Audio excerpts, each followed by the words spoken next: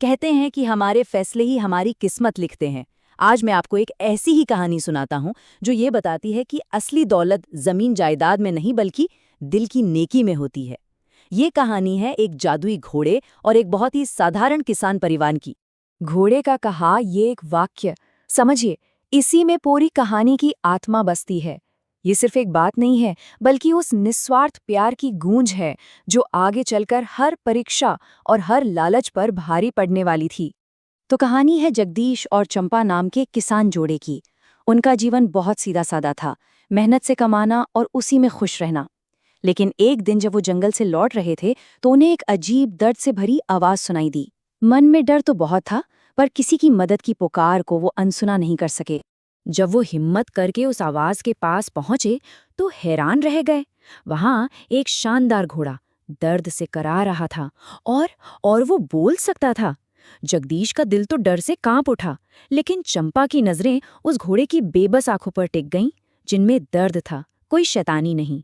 और बस इसी एक फैसले में उनके पूरे चरित्र की पहचान छिपी थी। उनका डर उनकी दया के आगे हार गया। जगदीश और चंपा ने उस अजनबी जादुई जीव को अपने घर ले जाने का फैसला कर लिया। ये उनकी निस्वार्थता की पहली परीक्षा थी, जिसमें वो खरे उतरे।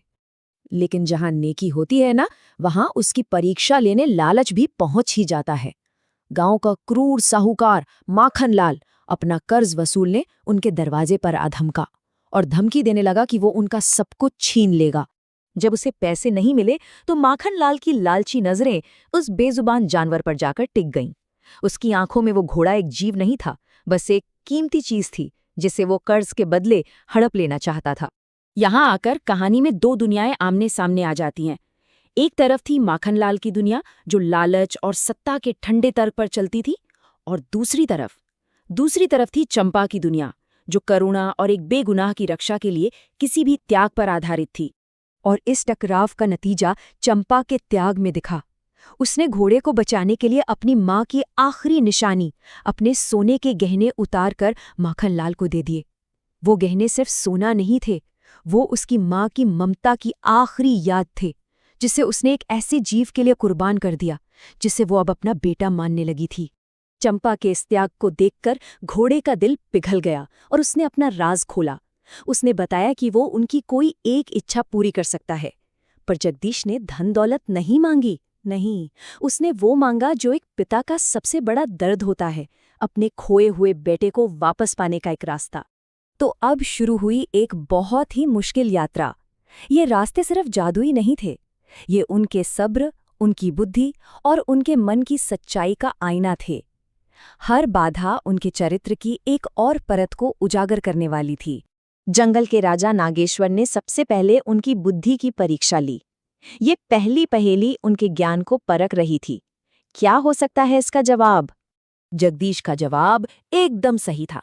ये इस बात का सबूत था कि उसका दिल और दिमाग दोनों साफ हैं और वो इस मुश्किल सफर के काबिल है। अब दूसरी पहेली सामने आई। ये मुश्किल हालात में उनकी चतुराई का इम्तिहान थी। सोचिए जरा। इस पहेली को भी सुलझाकर उन्होंने साबित कर दिया कि उनकी नीयत नेक और बुद्धि तेज है। अब वे अपनी खोज के आखिरी और सबसे कठिन पड़ाव के लिए तैयार थे। और आखिरकार वो अपनी मंजिल पर पहुंच ही गए, उस जगह जहां जीवन और मृत्यु का सबसे बड़ा रहस्य छिपा था। उन्होंने अमरकुंड के रक्षक को पुकारा और चारों तरफ एक गहरा सन्नाटा छा गया।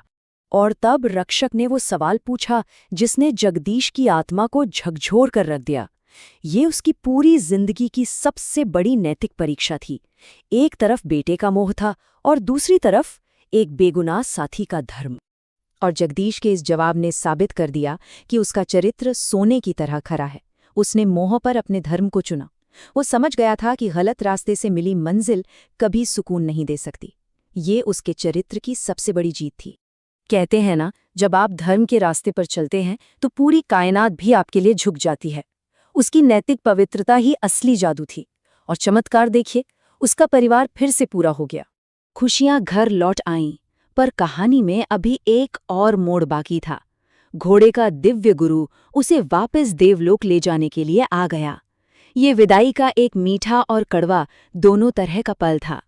चंपा की इस गुहार में कोई लालच नहीं था, सिर्फ एक माँ की ममता थी। उनका रिश्ता अब किसी जादू या वरदान से कहीं ऊपर उठ चुका था। वो उसे अपने परिवार का हिस्सा मान चुकी थी।